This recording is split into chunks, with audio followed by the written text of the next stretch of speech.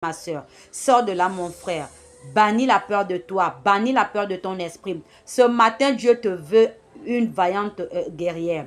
Dieu te veut un vaillant guerrier, un vaillant soldat. Celui-là qui n'a pas peur de l'abandon, qui n'a pas peur de l'échec, qui n'a pas peur du rejet, qui n'a pas peur de l'oubli. Ceux qui te rejettent aujourd'hui te chercheront demain pour venir te demander pardon. Ceux qui te calomnient aujourd'hui, demain, chercheront un moyen pour te rencontrer, pour te dire, mon frère, j'avais tort, ma soeur, j'avais tort.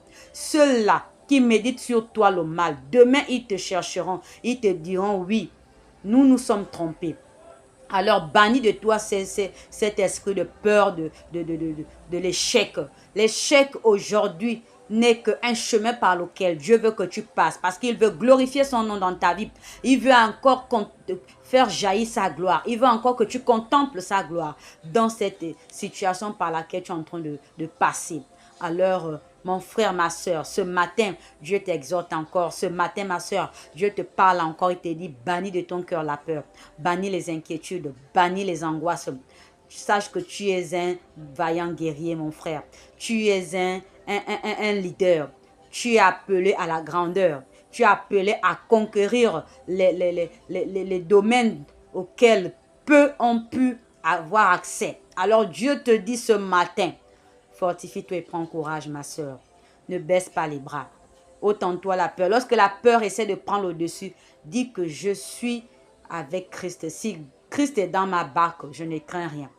Aucun vent, aucune tempête, aucun torrent, aucun ouragan ne me renversera parce que j'ai Christ dans ma barque. Christ en moi, l'espérance de la victoire. Toi, tu es une victorieuse. Toi, tu es un vaillant guerrier, mon frère. Soyez tous bénis. Je vous exhorte toujours à suivre notre chaîne Élan de foi, qui est toujours là pour nous booster, qui est toujours là pour nous encourager. Dieu n'est pas un homme pour mentir, ma soeur.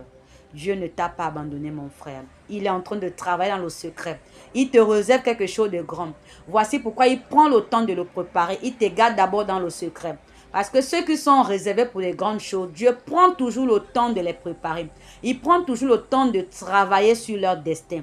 Parce que si tu avais une destinée ordinaire, ce que tu désires, Dieu te l'aurait donné depuis. Mais puisque tu es appelé à la grandeur, ta destinée, elle est glorieuse. Alors Dieu prend du temps pour te préparer, mon frère. Il prend du temps pour te façonner, ma soeur.